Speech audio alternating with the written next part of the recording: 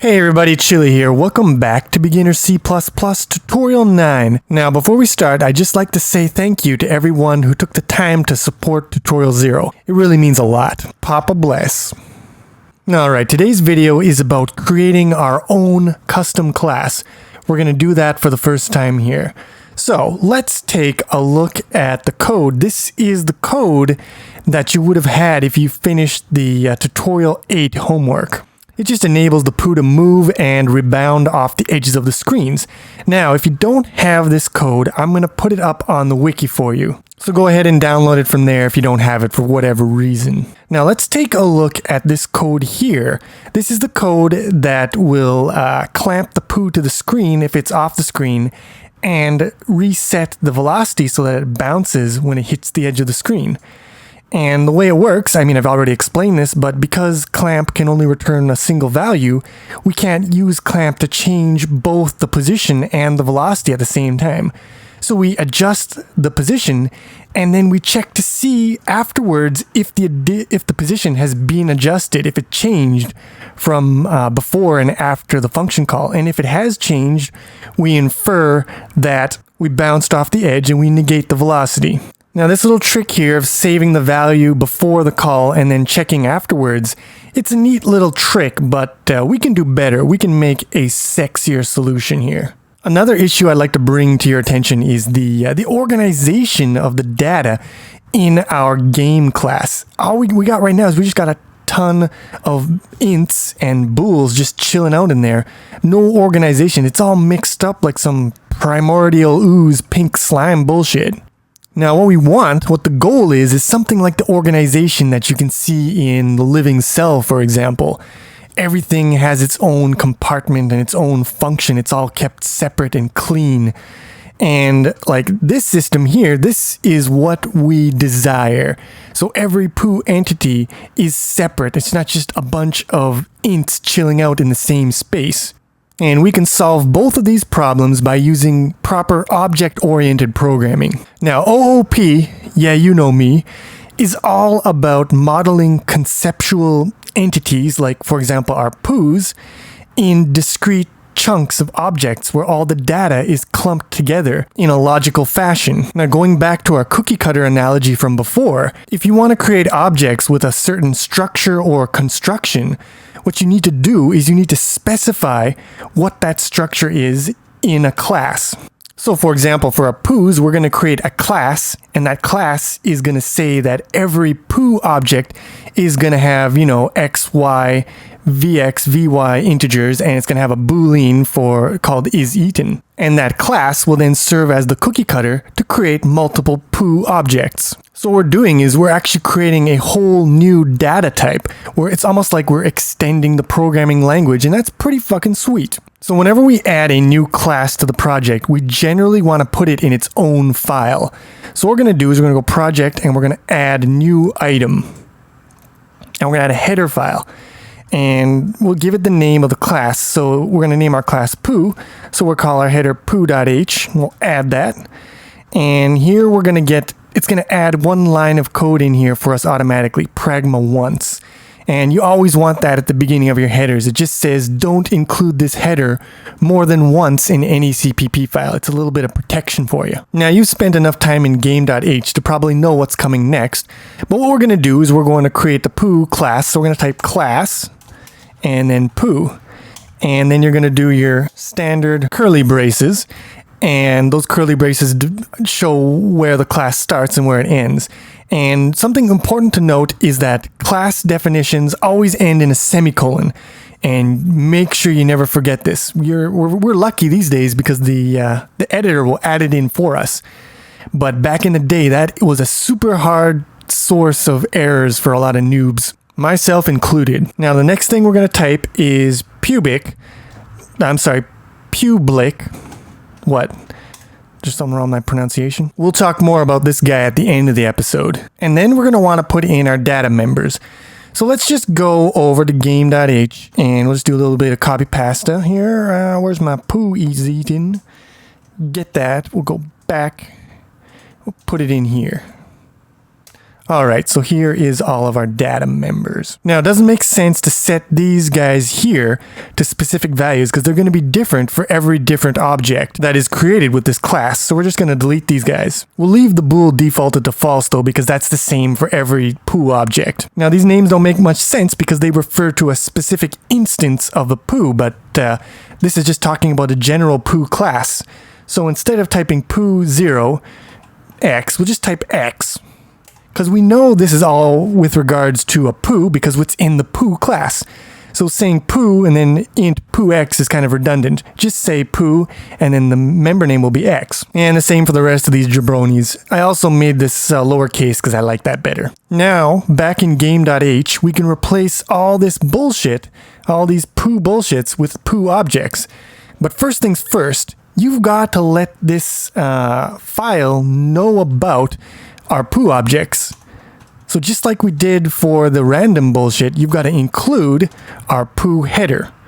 And you're going to do it like this. Include and then double quotes poo.h. Now notice that when we're including one of these header files that we created ourselves, we use the double quotes. But when we're including a header file that's like from the standard library, like here with random, we use the angle braces, so it's different. Angle braces are for stuff in the standard library or stuff like the Windows API. Double quotes is for stuff in our project, basically that we create ourselves. Now that we've included poo, we can get this party started. So we're going to get rid of all this bullshit here. And then we can just type poo and poo0. And that's it. We have declared one poo object inside of our game object. We had two more just like this, and doesn't that look a lot nicer? Now, if we switch over to game.cpp, we're going to expect to see a goddamn lot of red because it's no longer going to be, poo0x, right? It's now going to be poo0.x, and the same for all the other variables. So that's a lot of shit to change. I'm going to show you a little trick. So we could obviously do something like poo0x, find poo0x and replace with poo0.x. And that would work for all of our poo0x's, but we'd have to repeat the same process for poo1 and poo2, and then for y and all the other things. It's going to be a pain in the ass. Now what we're going to do is we're going to turn on something called regular expressions, and this is going to supercharge our find and replace. Now, if we replace the 0 with 0, 1, 2 in square brackets, that is going to match poo0x, but also poo1x and poo2x. The only problem with this is if we click replace, it's going to replace all of these ones with poo0, and we don't want that. If we match a poo1, we want to replace it with poo1x. Well, we can do that. First thing we do is we capture. We put parentheses around the expression that we want to remember. So when we make a match, we want to remember whether it's a 0, 1, or a 2. So we put parentheses around here. And then in the replacement, we recall the captured thing by typing $1, and that means replace here with the first capture in the search expression. And then if we replace all, we see that it all gets nicely fixed up here. All the poo0, poo1, and poo2.x. And we can do the same for y and all the other stuff. These guys, they get a little fucked up as you can see, but it's not a big deal because we're going to be replacing this quite soon. So as you can see, we can replace the old variables with the object.member notation, and everything will work exactly the same. But we're not done yet. We can replace all this code here with a single call to a member function. So what we're going to do is we're going to go into poo.h, and we're going to create a member function. We're going to call it void update. Now we want to provide an implementation for this function. So first we're going to add a new item and a CPP file. We'll call it poo.cpp. In general, you want to put your function definitions in their own CPP file, although you can put them right in the header, and we'll do that sometimes. But here, let's put it in its own CPP file. So first things first, we got to include poo.h so that this file knows about our poo class. And now we got to give the definition for our function. So we go void, and then the class name, which is poo, :, and then update. And there you go. Function definition created. Now let's fill it out. All right, so what we're going to do is we're going to go to game.cpp. We're going to find our clamp function, Where is it? Clamp to screen X. And we're going to copy that. Put it in poo. Oh, right, we need to add a width and a height to each poo object. So let's do that here. Int width, int height. And we can just set those in the class here to 24 and 24 because, it's the same for every poo. So back in poo.cpp, now we want to do everything that we need to update the poo. So the first thing we do to update the poo is we go x plus and equal vx and y plus and equal vy. Then we check for off the screen, and if we are off the screen, we adjust position. Set to 0 if off the left side. Set to max right if off the right side. Otherwise, do nothing. And then we do the same for the y. Now, one problem we have here is that we're using graphics.screenWidth. But remember, we're writing a poo member function, and poo doesn't have a graphics member. The graphics member is in game.h right here. So we don't have access to that. But here's the thing, we don't need access. We can do something tricky. We can go graphics, : and we can... Oh wait, this file doesn't know about graphics yet, so we gotta tell it about graphics. # include graphics.h. Now it knows about graphics.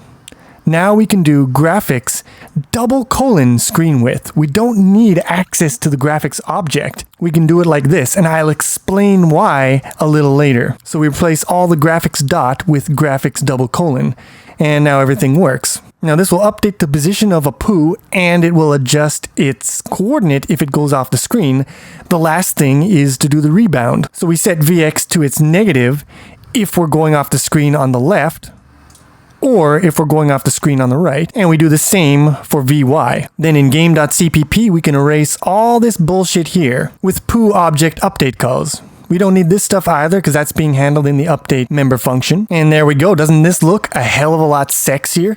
Now you may ask yourself, or you may ask me, well, Chili, what is this magic? Why are we suddenly able now to bind our function directly to these variables and change them? Before we had to return the result. But you see, the thing was, before we had a function and it was taking in parameters. The clamp screen functions, they take in these parameters and then they return a parameter. And we couldn't bind it to a specific variable because then it could only be used on that variable. But here, we can bind to specific variables because, sure, it's binding to, x and y, and it's binding to vx, but it's binding to vx in a poo object, in any poo object. So now we call poo0.update, and it will do those operations on the poo0's x and y's. But if we call poo1.update, it'll bind to poo1's x and y's and do the operation on them. So we maintain the versatility of being able to operate on different entities while still being able to affect multiple variables. And this is one of the central ideas of object-oriented programming. Instead of having variables and functions that are just kind of floating around, you bind the data and the functions together in one cohesive unit, and that's called a class. The member variables show what properties objects of this class will have, and the member functions define what behaviors the objects will have. This is the central idea of object-oriented programming. And if you ask me, it's a lot better than having these loosey-goosey functions like clamp screen. They can operate on any int, and they can only return one value, whereas update is explicitly only allowed to operate on poos, and it can affect multiple values inside of poo. Now, to finish fixing up game.cpp, we've got to replace all these poo is eaten bools. We can use regular expressions, or we can do it by hand, and we got to fix these poo width and poo height variables. And once we've done that, we should be able to build and run. So we build it, we run it, and what the fuck, the poos ain't moving. We see that we are indeed adding velocity x to the x and velocity y to the y. So the problem here is we're not initializing the velocities, and thus they're being set to 0. So we need to initialize the velocities, and we can do that in the constructor for game. We'll just set that up like this. And if we build and run, now we got our poos moving around on the screen. Everything is great. Now we're almost done for today, but there's a couple of things that I want to address before we finish up. First of all, if you look at our objects, right, we're storing the width and the height of the poos in every single object, but width and the height is going to be the same regardless of which poo. Every poo is going to have the same width and height. So this is redundant. It's redundant to store it in every single one. So what we can do is we can go into the poo class and we can declare the width and the height as static const expression. Now that may seem like a bunch of dumb bullshit, but bear with me here. These two words, they have their own meanings. What static means is instead of having a separate value in each class, there's only going to be one variable here, and it's going to be shared by every object of poo. So every object now is going to share one width and one height. And that means that we're not going to have that redundancy that we had before. Now, what const expression means is that this is a value that will not change, and the value is known at the time of compiling the program. So it's known ahead of time and it will never change. If we try to delete the const expression, compiler is going to complain. So you got to have it in here if you want to initialize it in the class like this. Now you might ask, well, Chili, what's the difference between const expression and just regular const? And the answer is const expression is always going to be the same. It's always 24. It can never change. But const means that after this variable is initialized, it cannot change, but it can have a different value every time. This one can have a different value every time we run the function. Whereas if it were const expression, it would always have to have the exact same value every single time. That's the difference. Now, if I have a static member, I can access it like any other member by doing object.memberName like this, and that'll work. But because static members aren't associated with any particular object, they're shared with all the objects of the class, you can also do this. Class name :, and then static member name, and you can also access it like this even if you don't have access to any particular instance of the class, any particular object. And that's the reason why we can access the screen width by doing graphics screen width, because, drum roll, screen width and screen height are also static members. Now, one last thing, let's go back to the poo class. This public dude, what does it mean? Well, we've got a couple options here for what we can type. We can type public. Another one we can type is private. And when we make these members private, this thing with the colon, everything after this is affected. So this is marking all these members as private now. And if we go into game.cpp, we're going to get errors. And the errors are, you can't access this shit because it's all private. When you mark a member as private, and we're not going to get into it too much, I just want to quickly gloss over it. But when you mark a member as private, the only thing that can access that member is a member function of the same class. So if we go to update, we go to definition, we see update has no problems. It's like, fine, make it private. I don't care. I got access. I'm part of poo. But anything outside of poo is now not able to access those members. So what happens if we delete this altogether? It's the exact same story. And the reason why is that members in a class default to private access. And you might ask yourself the question, well, why does it default to private? That's dumb. Why would I ever want to make anything private? That's just tying my own hands. And all I'm going to say on the topic for the moment is that making your member variables private is actually the proper way of coding. We're just not quite there yet. In time, I will initiate you in the mysteries of creating code that not only just works, but is also fucking sexy. But for right now, we're going to access our member variables like this, even outside of the class. Just know that you should feel a little dirty every time you do it. Oh, spank me, daddy. And that'll about do it for today's lesson. We've made a pretty big leap here in that I've introduced you to one of the central concepts of programming in C++. And you may feel a little overwhelmed by this new way of doing things. But don't worry, as long as you got the gist, we are going to have plenty of examples of this crap to hammer home this idea in the coming tutorials. The thing about object-oriented programming and programming in general is you're going to do it wrong and you're going to make ugly designs. That's just the fact of the matter. But if you keep working at it and you keep an open mind, your code will become more elegant and more sophisticated. You should always strive for sexier designs, but at the end of the day, the most important thing is whether it does the thing or not. Alright, now it's time for the homework. You can probably guess what I have in mind, but we've already turned the poo into its own class. Now we need to create a class for the dude. So I want you to give the dude its own class and, move the data in there, move some functions out of game and into dude. And I'll also give you a little hint that you might want to move another function out of game into poo, but I'll leave that up to you as to how you want to handle it. As always, it's all free. There's no one single right answer, and I will give you my solution in the next video. Let me know in the comments if you found my explanation on how to create classes difficult to understand. Until next time, thanks for watching, and special thanks to my Patreon supporters, and I'll see you soon with some more C++.